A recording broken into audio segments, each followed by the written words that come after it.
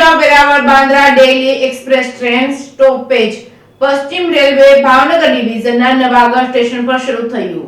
વેરાવળથી બાંદ્રા જતી train number 19-218 Veraval Bandra daily express ટ્રેનનું Navagadh railway station પર આગમન અને પ્રસ્થાનનો સમય અનુક્રમે 13:42 તે 43 કલાકનો રહેશે। એ જ રીતે બાંદ્રાથી વેરાવળ જતી train number 19-217 Bandra Veraval daily express ટ્રેનનું નવાગઢ રેલવે સ્ટેશન પર આગમન અને પ્રસ્થાનનો સમય 3:57 3:58 કલાકનો રહેશે। આ પ્રસંગે ડિવિઝન રેલવે મેનેજર રવિશકુમાર સહિતના મંડળના અન્ય અધિકારીઓ અને કર્મચારીઓ, નવાગઢના લોકો, રેલવે મુસાફરો તેમજ ઉપસ્થિત રહ્યા હતા। સાંસદ રમેશ તડુક તેમજ ધારાસભ્ય જયેશ રાદડિયાની હાજરીમાં ટ્રેનને ફ્લેગ ઓફ કરી સ્ટોપેજનો શુભારંભ કરવામાં આવ્યો હતો। ટ્રેનના સ્ટોપેજને લઈને રેલવે મુસાફરો તેમજ નવાગઢના લોકોમાં ખુશીનો માહોલ છવાઈ ગયો છે। ટ્રેનના સ્ટોપેજ સંદર્ભે હાજર લોકો સાથે વાત કરી હતી। લોકોએ રેલવે પ્રશાસન અને સાંસદનો આભાર વ્યક્ત કર્યો હતો। Reporting by Rakesh Pithadiya, Jetpur. ઘણા સમયથી આપણા ધારાસભ્ય જયેશભાઈ,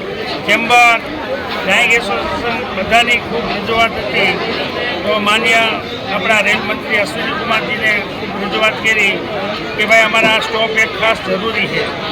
આપણને સ્ટોપ નહોતો મળતો એનું કારણ એ હતું કે જેતલસર ગાડી સ્ટોપ થતી હતી, તો ભાઈ જેતલસરને તમે આને અલગ પાડો અને અમને તમે જેતપુરમાં સ્ટોપ આપો। તો એકાદ મહિના પહેલાં અમે રજૂઆત કરી હતી અને એને તાત્કાલિક આપણને સ્ટોપ પાડ્યો। જેતપુર ચેમ્બર ઓફ કોમર્સ અને ડાયરેક્ટ પ્રિન્ટિંગ એસોસિએશનની જબલપુર પર ટ્રેનને સ્ટોપ આપવા માગણી કરવામાં વારંવાર હવે નેક્સ્ટ જબલપુર સ્ટોપ પણ આપણને મળશે એવા અમારા 100% પ્રયત્ન છે। આ રેલવે સ્ટેશન અદ્યતન બને એવી પણ અમારી રજૂઆત છે, એટલે મેઇન રેલવે સ્ટેશન આ જેતપુર થઈ જાય એવી પણ અમારી રજૂઆત છે। જેતપુરની જે નવાગઢની જે ટ્રેન એક અહીંયા લોકલ હતી, કોરોના કાળ દરમિયાન આ ટ્રેનમાં એને 0 નંબર આગળ લગાડે એટલે સ્પેશિયલ ટ્રેન થઈ જાય। આ સ્પેશિયલ ટ્રેન થઈ ગઈ। છેલ્લા 2 વર્ષથી એનું ભાડું છે સ્પેશિયલ ટ્રેનનું જ લાગે છે, કારણ સ્ટોપ જેટલા છે એટલા જ લોકલના છે, પણ 2 વર્ષથી જે પ્રજા છે એની ઉપર દામ આવે છે। જે ટિકિટ 25 અને 30 રૂપિયા હતી એ 40 અને 45 છે। 2 વર્ષથી હજી એમાં કોઈ ફેરફાર નથી થયો। ખરેખર એને લોકલ ત્યારે જ કરી દેવાની હતી કે જ્યારે કોરોનાનું બધું પૂરું થઈ ગયું। મને હમણાં રજૂઆત આવી છે, હું રજૂઆત કરી અને એને પણ આપણે લોકલનો ચાર્જ લાગે એવા 100% આપણે પ્રયત્ન કરીને એને રજૂઆત। નવાગઢ રેલવે સ્ટેશનથી જે પોરબંદર ટ્રેન અહીંયાથી ઉપડે છે, આ ટ્રેન છે એમાં 11 ડબ્બા લગાવવામાં આવે છે। ખરેખર એમાં એટલા મુસાફરો હોતા નથી, ખાલી હોય છે। એના બદલે ખરેખર જે 9 ડબ્બા લગાવવામાં આવે છે લોકલમાં વધુમાં વધુ મુસાફરો હોય છે, તો આપની કક્ષાએથી એવી રજૂઆત કરશો કે 11 ડબ્બા કે એનાથી વધારે લાગી શકે? વધારે લાગે એવી રજૂઆત 100% કરશો। બસ જે કાંઈ પ્રશ્ન એ ટૂંક સમયમાં આપણે એનો નિવાડો લેવશું।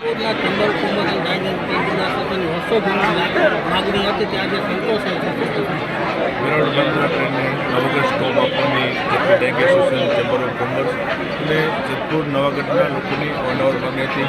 આજે હું આભાર માનીશ પોરબંદર વિસ્તારના સાંસદ રમેશભાઈ તડુકનો કે 1 મહિનાના ટૂંકા ગાળાની અંદર આ ટ્રેનને સ્ટોપ આપવામાં સફળ રહી છે। જેતપુર, નવાગઢ, આખો વિસ્તારના ધારાસભ્ય તરીકે અને સાંસદશ્રીનો આભાર વ્યક્ત કરું છું અને રેલવેને લગતા બીજા અનેક પ્રશ્નો માટે પણ અમારે બેસીને ડિટેલમાં ચર્ચા થઈ છે। આવનારા દિવસોમાં જબલપુર ટ્રેનથી લઈ અને નવાગઢ રેલવે સ્ટેશનનું ડેવલપિંગ માટેના પણ રમેશભાઈએ પ્રયત્નો કર્યા છે અને આવનારા દિવસોની અંદર ભારત સરકારમાં રેલવે મંત્રાલયમાં આ પ્રયત્નો જે કર્યા છે તે 100% એમાં સફળ થશે। જેતપુર નવાગઢનો જે પહેલો રેલવે બ્રિજ લાગે છે તે સાવ સાંકડો છે, તેને મોટો બનાવવાની અનેક વખત રજૂઆત કરવામાં આવે છે।